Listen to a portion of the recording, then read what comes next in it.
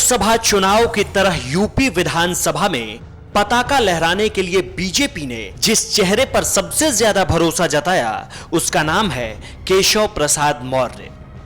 यहां पे राष्ट्रीय अध्यक्ष श्री अमित भाई शाह ने श्री केशव प्रसाद मौर्य, जो कि फूलपुर से सांसद हैं और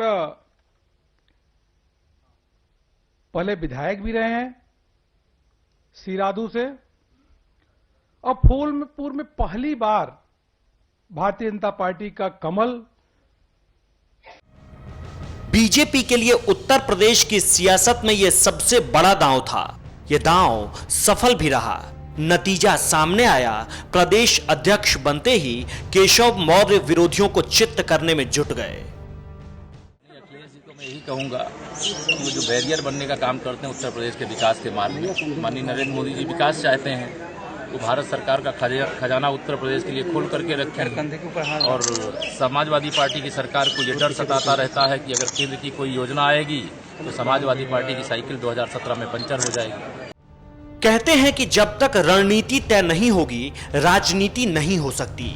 बीजेपी पहले रणनीति तय करती है, फिर उसी रणनीति को राजनीति के गले में उतारकर सत्ता की दहलीज तक पहुंच जाती है।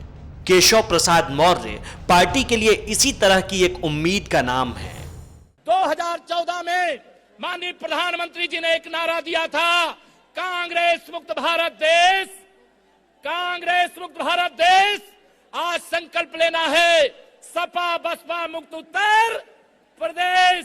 यही संकल्प लेंगे, यही आह्वान के साथ, यही निवेदन के साथ भारतीय जनता पार्टी आप सबकी सेवा में समर्पित है।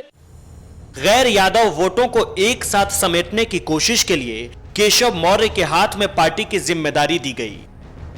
सबको साथ लेकर चलने की क्षमता और संगठन को मजबूत करने की कला ने केशव को आरएसएस की आंखों का तारा बना दिया।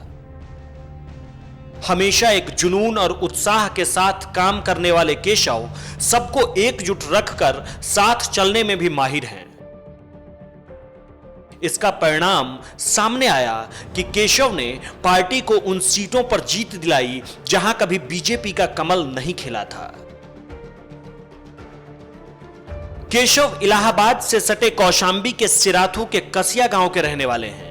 किसान परिवार में पैदा हुए केशव ने पहले संघर्ष को अपना पहचान बनाया। कभी अखबार बेचा, कभी चाय बेचा, दूसरी तरफ आरएसएस, वीएचपी और बजरंग दल से नाता बना रहा। सियासत चलती रही। 73 लोकसभा सीटों पर हमें विजय मिली थी। 73 लोकसभा सीटों पर ही केवल विजय नहीं मिली थी मित्रों, 73 के अलावा 337 विधानसभा सीटों पर भी हम नंबर 1 का स्थान प्राप्त किए थे। अगर उस समय विधानसभा के चुनाव होते तो उत्तर प्रदेश में भारतीय जनता पार्टी की सरकार होती। जो अधूरा काम है उसको पूरा करने का समय आ गया है। आप सब जानते हैं किसी देश और प्रदेश का विकास सुशासन के बिना संभव नहीं है। सपा और बसपा कुशासन की प्रतीक है, भ्रष्टाचार की प्रतीक है, माफिया राज की प्रतीक है। ऐसे भ्रष्टाचार को, गुंडागर्दी को बढ़ावा देने वाली पार्टियों को उखाड़ फेंकने का यह सही समय है। प्राथमिक शिक्षा दीक्षा भी गांव से ही हुई। एक दिन विश्व हिंदू परिषद के दिवंगत अशोक सिंघल से मुलाकात हुई।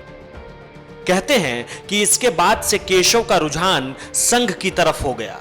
बहुत कम उम्र में ही केशव ने संघ की शाखाओं में जाना शुरू कर दिया।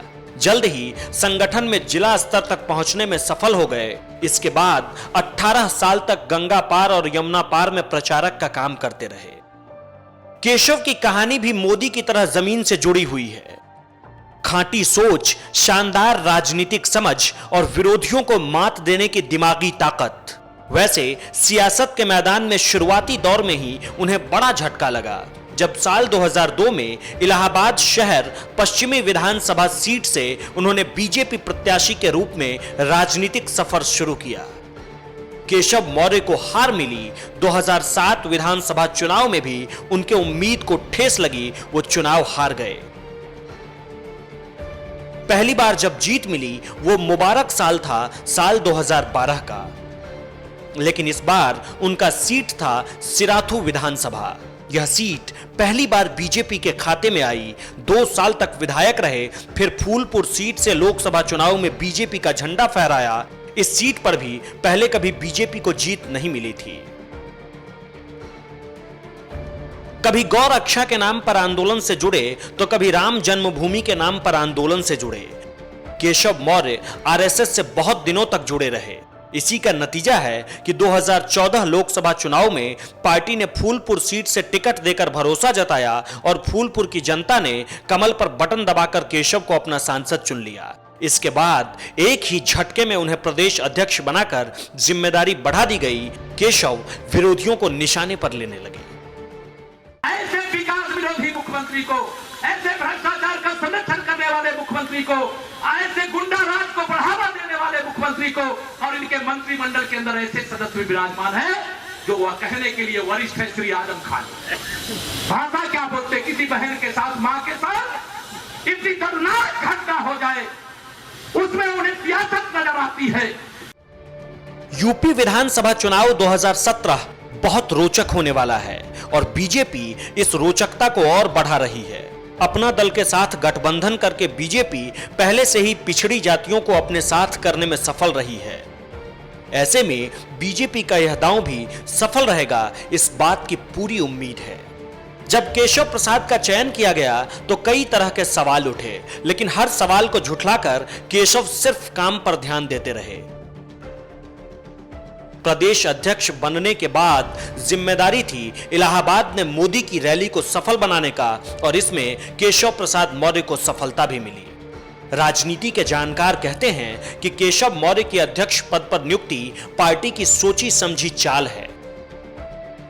2017 के विधानसभा चुनाव को ध्यान में रखकर पिछड़े और दलित वोट बैंक को एक साथ लाने के लिए बीजेपी अतिरिक्त प्रयास कर रही है। केशव प्रसाद मौर्य संसद में भी जब बोलते हैं तो शानदार बोलते हैं। भाषा और शैली के शानदार मेल से उनके भाषण से एक धाकड़ नेता की झलक मिलती है।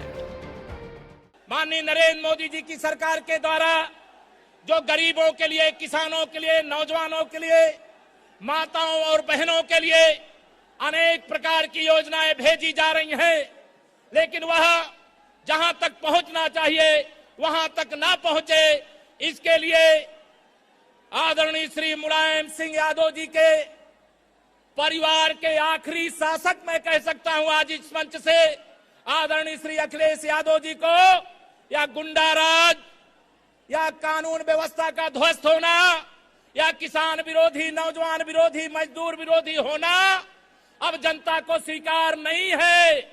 उत्तर प्रदेश की जनता माननीय प्रधानमंत्री श्री नरेंद्र मोदी जी के नेतृत्व में जो विकास का कार्य किया जा रहा है, वह विकास का कार्य जनता तक पहुंचे, गरीब तक पहुंचे, मजदूर तक पहुंचे, किसान तक पहुंचे।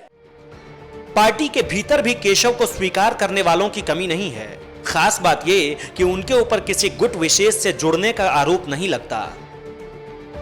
अप्रैल 2016 में उनके अध्यक्ष बनने के बाद जब स्वागत का दौर चल रहा था, उस वक्त कार्यकर्ताओं ने एक नया और पैना नारा दिया, केशव मौर्य संत है, सपा बसपा का अंत है। केशव प्रसाद विरोधी खेमे को अपनी चाल से कमजोर कर देते हैं। इसी के चलते अध्यक्ष बनने के कुछ ही दिनों बाद कई पार्टियों के विधायक को उन्होंने बीजेपी की सदस्यता दिलवाई। विधानसभा चुनाव से पहले की तस्वीर शानदार और अच्छी है। बीजेपी ने केशव को तुरुप के इक्के के तौर पर मैदान में उतारा। अब देखना यह होगा कि बीजेपी के केशव विरोधियों को मात दे पाते हैं या नहीं। एनएमएफ न्यूज की रिपोर्ट।